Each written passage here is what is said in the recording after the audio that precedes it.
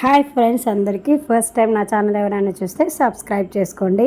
ఈరోజు నేను ఇలా కట్ వర్క్ ఉన్న శారీకి వర్క్ బాగుంటుంది కదా, ఫాల్ వేయడం అనేది కష్టమవుతుంది కదా, ఈజీగా మనం ఎలా ఫాల్ వేసుకోవాలని ఎక్కువ ఇలాంటి శారీస్కి కట్ వర్క్ డిజైన్ ఉన్న వాటికి మనం ఫాల్ వేస్తుంటే సూదులు అనేటివి విరిగిపోతాయి కదా.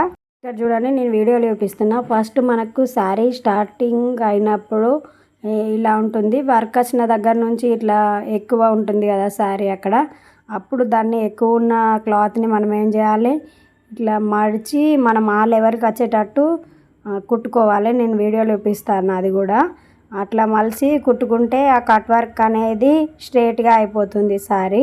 అది అక్కడ శారీ అనేది మలవకుండా ఇట్లా ఫాల్ వేస్తే ఎలా తేడా వస్తుందని నేను ఇక్కడ చూపిస్తున్నా. చూడండి, ఇట్లా మనం ఫాల్ వేసుకుంటే అటు సైడ్ ఏమో తక్కువ ఉంటుంది, కరెక్ట్గా ఉంటే ఇటు కట్ వర్క్ వచ్చిన దగ్గర ఎక్స్ట్రా అనేది ఇట్లా వస్తుంది.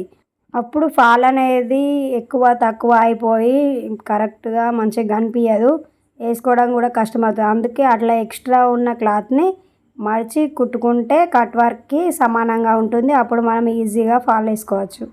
ఇక్కడ నేను కట్ వర్క్ ముందు ఉన్న క్లాత్ని ఇలా మడిచి కుట్టు వేసుకుంటున్నాను.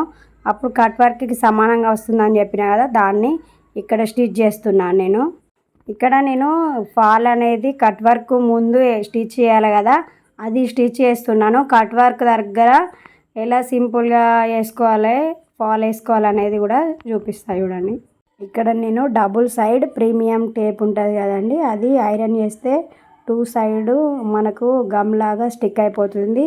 ఆ టేప్ తీసుకొని ఒకసారి నేను వీడియోలో చూపిస్తాను. చూడండి, అది మనం శారీకి ఫాల్కి మధ్యలో పెట్టేసి ఐరన్ చేసుకుంటే అది ఈజీగా స్టిక్ అయిపోతుంది.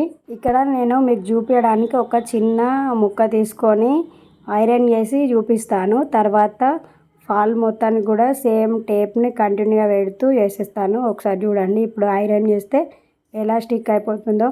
ఈ టేప్ అనేది అంత ఈజీగా ఊడిపోదు. మనం ఎట్లా వర్క్ శారీని అనేది బాగా పిండం కదా, ఓన్లీ వాటర్లో షాంపులో తీస్తాం కాబట్టి అది ఊడిపోదు.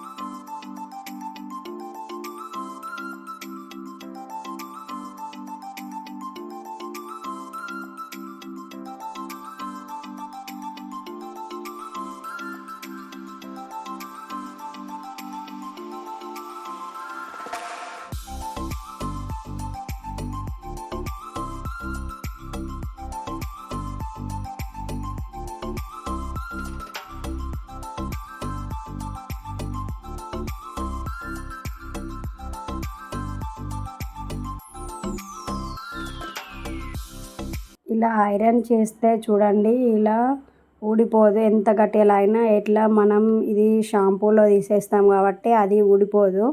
గట్టిగా లాగితే మాత్రమే ఊడిపోతుంది. ఐరన్కి అది స్టిక్ అయిపోతుంది గట్టిగా స్టిక్ చేయగానే. ఇలా స్టిక్ చేసడం అయిపోయిన తర్వాత ఇంకొక సైడు మనం మిషన్ మీద స్టిచ్ చేసుకోవాలి కదా, అది చూపిస్తాను ఇక్కడ.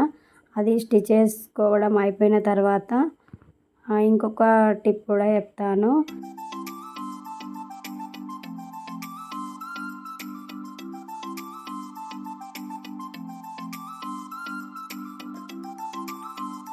ఆఫ్టర్ చూడండి ఫాల్ కుట్టడం అయిపోయింది. ఏం కూడా మనకి ఇలా ఐరన్ చేసి స్టిక్ చేసింది ఊడిపోదు. మళ్ళీ ఫాల్ కూడా ఎంత బాగా అనిపిస్తుంది అనేది చూడండి.